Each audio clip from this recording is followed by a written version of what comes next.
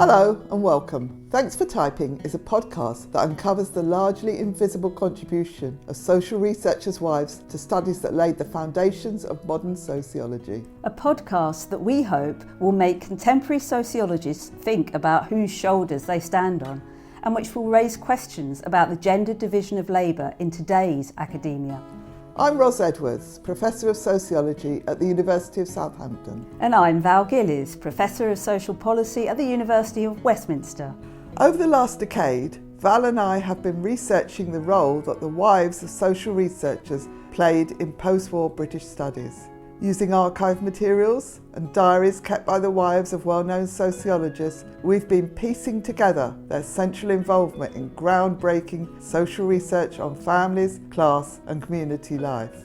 Across the Thanks for Typing podcast, we're considering the implications of these often overlooked collaborations for the development of social knowledge, both then and now. In this, our first episode, we're looking at the Thanks for Typing hashtag that went viral in 2017, shining a spotlight onto the hidden work of academic and other authors' wives. We're delighted to be joined by the hashtag's originator, Bruce Holsinger, an author and academic based at the University of Virginia. We're also delighted to be joined by Miriam David, a feminist educator based at the University College London, who's written about gender and the academy. Bruce, if we could start with you, since it was your hashtag that inspired us, could you just tell me, how did you even begin to think of looking at book acknowledgements for wives' input? Yeah, so I was at a soccer tournament one Saturday morning back in 2017, and I was just exchanging some tweets with a friend of mine. We were laughing together about this kind of language and acknowledgements. And I just took a couple screenshots of some acknowledgements in Google Books, where I just did a little search for, I think it's quote unquote, my wife and thanks and typing, because any academic, you're used to seeing that kind of language in older monographs in any subject. My subject is medieval literature. And suddenly, there were 20, 30 examples just from the get-go. I just took little screenshots and posted them on Twitter with snarky little captions with the hashtag thanks for typing. And we just started having fun, and it just kind of spread. And it was just the response on Twitter back when X was Twitter was just crazy. It just went viral for some reasons I think you're probably exploring in your project in some way. So that's really how it began. It was just completely off the cuff.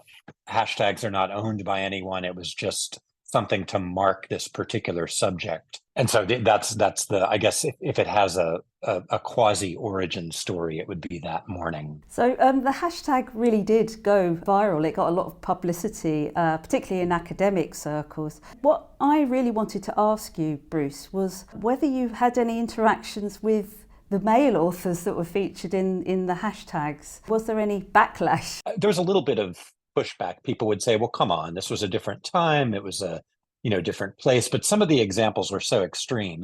I'd like to thank my wife for collecting 15 years of data, coding it all, typing it all up, and compiling it in a sensible way as I wrote the book, that kind of thing. So a lot of the examples weren't just casual thanks. Most of them that ended up getting posted either by me or other people who started posting on that hashtag were pretty astonishing, kind of jaw-dropping. So I don't think there wasn't a lot of pushback in that way. The pushback that did come, and rightfully so, I got dragged a little bit because not so much me, but the coverage of the hashtag, because suddenly there were stories in like National Public Radio, I think the Chronicle of Higher Education, there was one on, it might have been the Baffler or the Daily Beast or something, and a few of them used my author photo, and they posted, professor discovers that wives were involved in their husband's research. And, there were a couple pieces that pointed out that, other scholars like Alexis Coe and other historians have been looking at this kind of thing for a long time.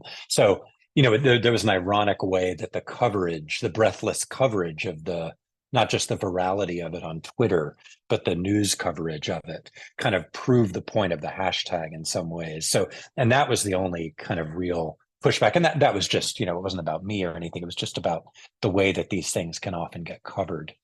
Well, I hope we're not going to add to that. When people say that, it was a different time, Val and I were looking through all those different tweets and the screenshots that other people were posting as well, that male academics thanking their wives in their book acknowledgements, that's been a continuing characteristic, through into today. So I wonder if I could just turn to Miriam now. Miriam, what was your experience of British sociology when you first began as an academic in relation to input from wives? Well, it's a very, very interesting question. I'd done 6 years of research jobs at London University, and then I went to America for a year. When I was in America, I was doing research on educational policy decision making, and I came across a book. It was on some aspect of educational policy that I'll never forget. It was a book edited by two people called Kirst and Wirt, and I was called them Kirst and Worst because their book was dedicated to their wives who stand and wait. Quite an extraordinary dedication, except acknowledging their kind of underpinning of the research process. Miriam, can I ask that language that you just cited from that acknowledgement, thanks to our wives who stand and wait, that language can you talk about the word wait or just that phrase in general? Is it like wait on us, or is it as in a waiter? Is that? It is an American book. I remembered it because I was so horrified by it. But I think the word wait is wait on, but you Americans very often don't use the prepositions, do you? I think it meant wait on or stand and tolerate the work that their men their husbands. Tolerate, yeah. And then when I got to Bristol, I was invited to the University Wives Club, but I was the member of the university, and I didn't have a wife. I didn't have a husband either. So it was an extraordinary invitation from the university, since I had become, as Americans say, a faculty member. And do you feel that was related to this expectation that the women were the wives who supported their husband's work? Yes, that's what the University Wives Club was, I think. It's really interesting. I think what stands out to me is the lack of self-awareness, really, in a profession, that's so defined by power and status. It does make me wonder what the purpose of these book acknowledgements actually are. Is it just about expressing gratitude, do you think? Or is there perhaps something a bit more performative going on? What do you think, Miriam? Probably a bit of both, and I think heavily patronising, isn't it? There was probably some embarrassment too about because their wives were probably as educated as they were, and it does remind me of Betty Friedan's book, The Feminine Mystique. Her study was a very respectable social psychological study of the women who essentially were the wives of not just male academics, but of men who were as educated as they were. She did her study in the late 1950s.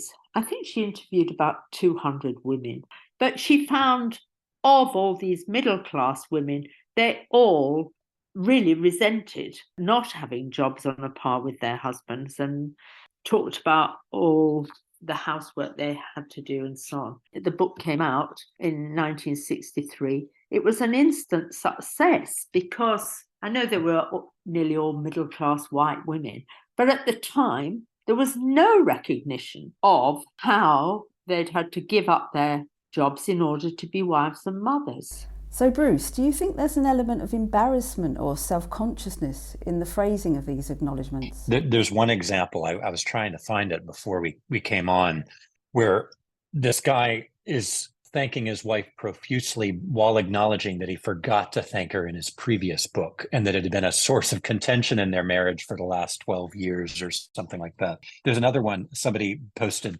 I turn now to the delicate task of thanking wives, because he's thanking both his past wives and his present wife.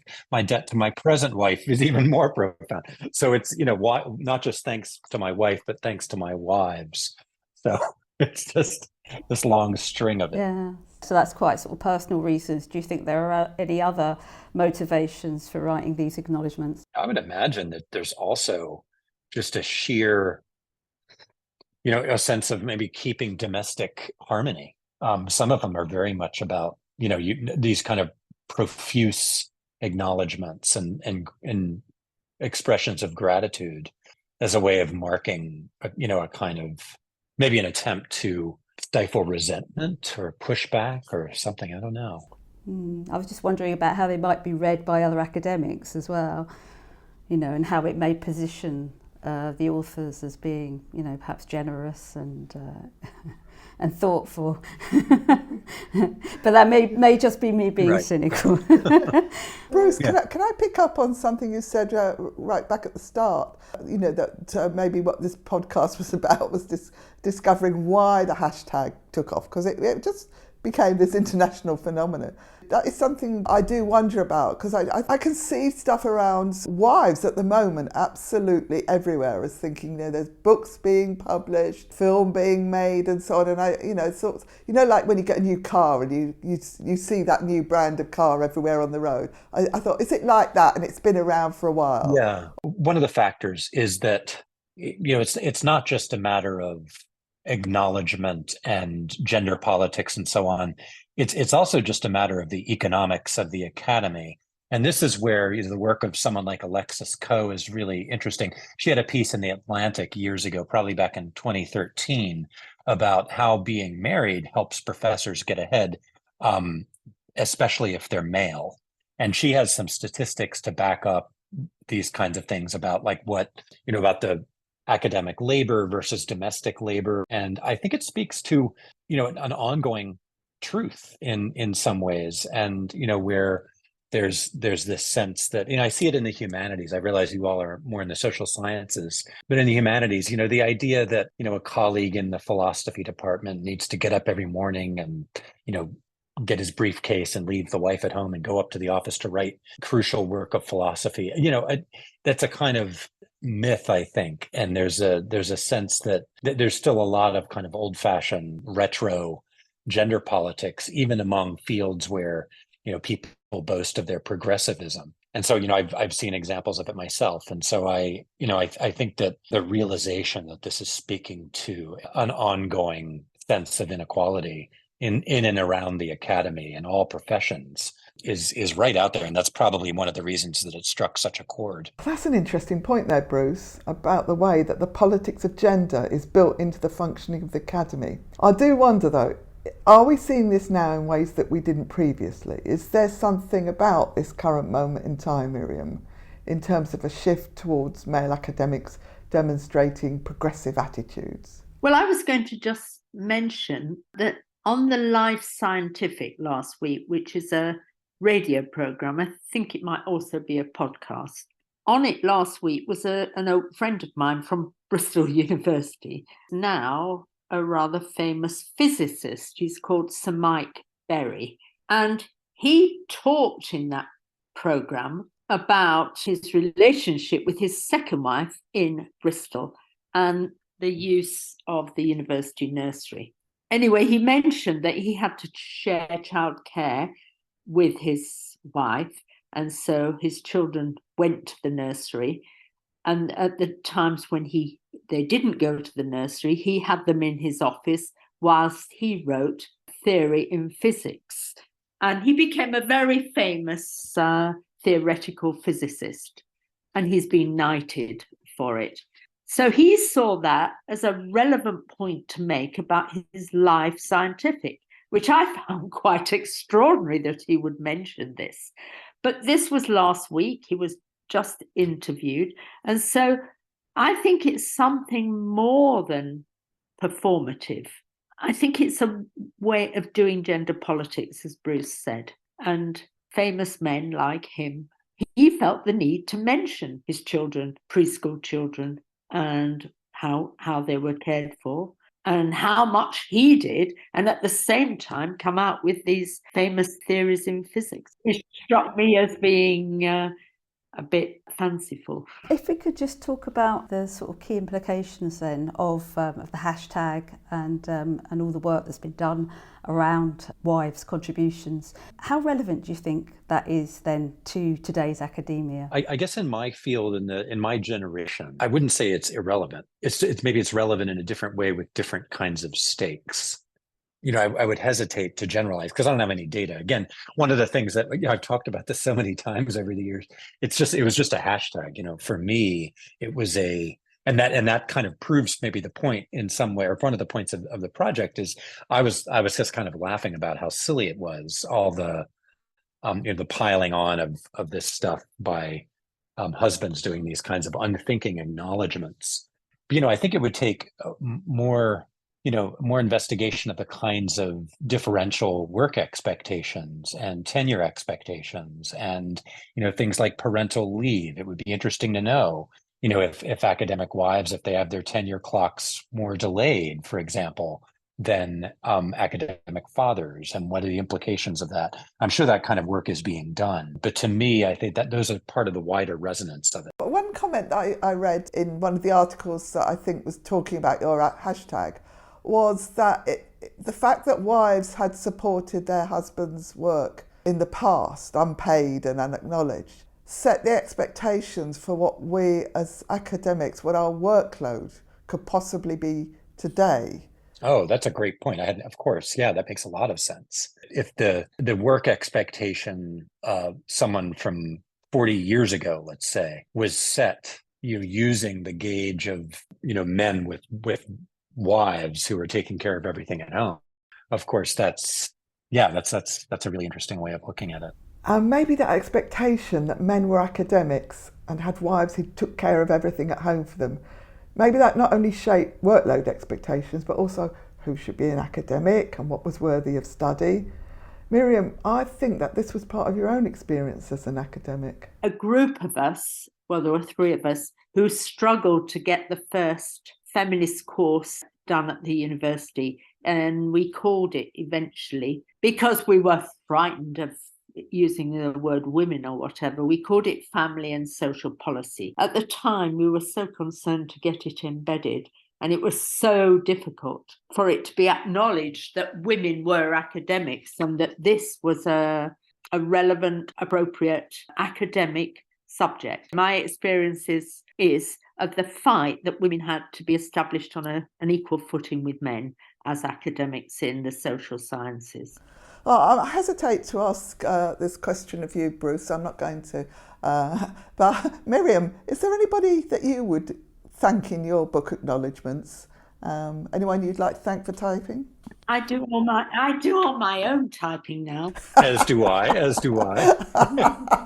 Sorry, I was only teasing. I do think that's an interesting shift. Bruce, in a way, pointed me back to this. In the post-war period in academia, up until, I think, the early 1960s, men got a family allowance for their wives and children, in addition to the state family allowance. So universities were paying men to have housebound housewives and children. That acknowledges the burdens that men have if they've got dependent wives and children, compared with those who no longer have dependent wives and children.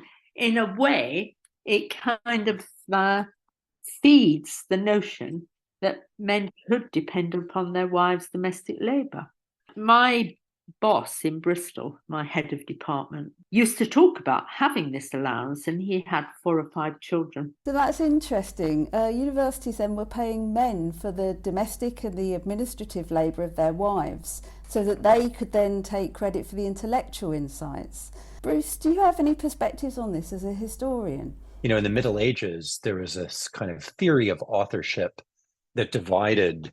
We didn't have this idea of a unitary author. There would be the auctor, the kind of authority behind the words, but then there would also be a scriptor, the scribe, someone who wrote things down but wasn't necessarily the mind behind the original idea, or even the attributed author of the work. There's an interesting commonality here. I mean, it's very indirect, of course, but just the idea that writing things down, labor like say the labor of typing, is a different kind of work, I think. And one of the things that comes across in these acknowledgements, because you read some of them, some of the thanks for typing examples, and people would say, my God, she should be listed as a co-author on this book. That's what she is. She's not the wife who typed the manuscript. She's the wife who collected years of data and compiled it and interpreted it in some cases, and she should be the co-author of your book. And in the Middle Ages, that the idea that often we often have no idea who the scribes were, who the people were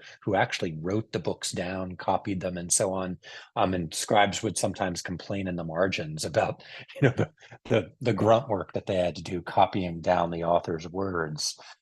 So there aren't so many. I don't think there are any examples of wives being the scribes for their husbands, but there's a similar kind of division of labor between the intellectual originality on the one hand and the brute labor of writing down the words or copying them on the other. So these things have a long history in different ways. They do, don't they? And that idea of what is intellectual labour and so on is really fascinating. Bruce and Miriam, thank you so much for joining us for episode 1 of Thanks for Typing. What an interesting start to our podcast, Val. It's got me thinking about so many different things, not least my own book acknowledgements and who and how I thank people. So I don't have a wife to thank, but I've noticed that I'm mainly referencing other academics who've helped along the way. How about you? It took me an embarrassingly long time really to recognise the significance of acknowledgements in academia, because I never really bothered to read them myself. I didn't include any acknowledgements in my PhD thesis or my first book, and then I started to realise just what a massive faux pas that was, because academic acknowledgements are about etiquette really. They're often highly strategic, and I think they're definitely political. And I do think they're performative, because often they're the only part of a book where the academic actually gets seen as a real person. So I think they're quite revealing in that way. And I think we all know that really. And I think we choose who and how we thank quite carefully. So that's all I'll say on that. Actually, one big takeaway for me from talking about wives' contributions is how gender divisions of labour are institutionalised in how the academy works in lots of different ways. So Miriam mentioned the University Wives Club that she was invited to join, and the women in those clubs were doing the institutional domestic labour of hosting dinners, organising socials and so on. In other words, they acted as wives of the institution as well as being wives of the individual male academics. Yeah, they were doing such a huge amount of work on top of all of the domestic chores that, of course, would have taken much longer. I mean, there weren't the same kinds of appliances in those days, like dishwashers. I don't think there were even disposable nappies in the 60s and 70s. But also, as well, we're quite quick to say that we all do our own typing. But we've all got computers these days that make it so much easier. But of course, these women were using manual typewriters, and that required real skill to be able to type at speed and accurately. So I do think it's important not to forget that as well. Absolutely.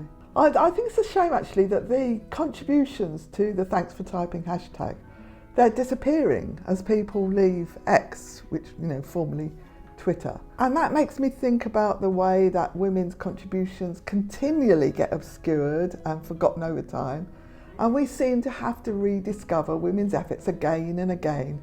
So I'm really pleased we're going to look at this in the next episode. Yeah, I think it is a constant struggle to remember and to recognise the contributions of previous generations of women. And it does make me think of Victoria Smith's book, Hags, about the demonisation of older women. And she makes this really good point, I think, about the fact there's this pernicious cycle at work, in that women's equality is always positioned as just over the horizon and just about to happen. And so younger women get framed as the bearers of that equality and, as the progressive ones, while older women then are seen as failures essentially, and complicit as well. Also as a source of embarrassment and shame. And you've only got to think really about how derided housewives have been as being dupes of patriarchy, and so everything they did gets forgotten. The trouble is that cycle just is endless through time, and so the really good point I think that Victoria Smith makes is that women's history always belongs to the women of tomorrow. Well, we've got this podcast, so that's an opportunity to bring that to attention. We've got a few thanks of our own to make here on the podcast. Thanks once again to our guests, Miriam David and Bruce Holsinger, and thank you to you, our listeners. And thanks also to the production team of Chris Garrington and Chrissy Brighty Glover at Research Podcasts. Thanks for Typing is brought to you in partnership with the Sociological Review Foundation, whose mission is to share sociologically imaginative insights on our world and help pave the way towards a more just future. Find out more about all of the Foundation's podcasts at thesociologicalreview.org.